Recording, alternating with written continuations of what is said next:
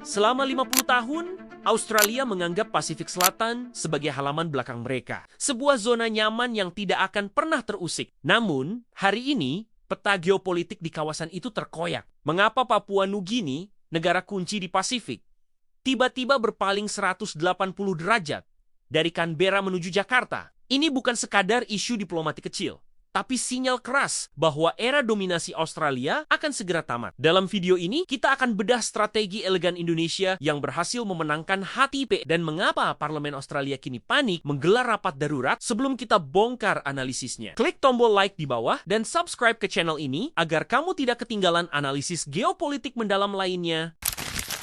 Mari kita mulai. Untuk memahami perubahan ini, kita harus melihat ke belakang. Sejak merdeka di tahun 1975, PNG memang menerima miliaran dolar bantuan dari Australia. Tapi bantuan itu datang dengan harga yang mahal. Banyak warga PNG merasa bantuan itu bersifat paternalistik seperti uang jajan dari orang tua. Kontrolnya terlalu besar. Sementara transfer teknologi dan percepatan pembangunan infrastruktur itu sangat lamban. Kenapa sektor penting seperti kesehatan dan pendidikan di PNG jalan di tempat? Rakyat PNG mulai merasakan titik jenuh. Mereka ingin kedaulatan penuh, bukan kemerdekaan semu.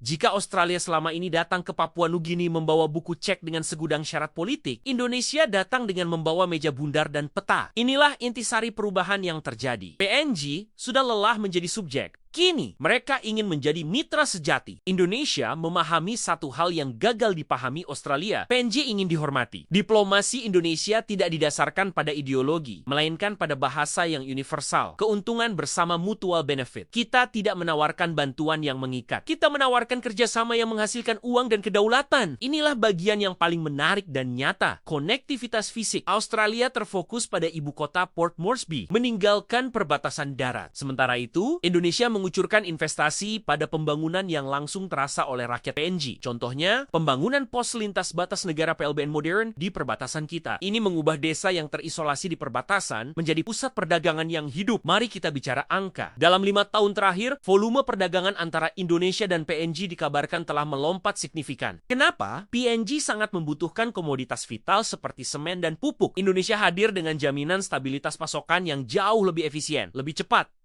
dan yang terpenting, lebih murah. Indonesia adalah jalur logistik penyelamat bagi pembangunan ekonomi PNG. Perubahan haluan ini bukan hanya isu regional, tapi global. PNG berada di jalur emas, titik strategis yang menghubungkan Samudra Hindia dan Pasifik. Jika PNG makin erat dengan Indonesia, ini berdampak langsung pada keseimbangan keamanan regional. Ini adalah ancaman nyata bagi struktur aliansi keamanan barat, termasuk AUKUS. Kedekatan pertahanan PNG dengan Indonesia dapat membuat strategi militer Australia di Pasifik ropos.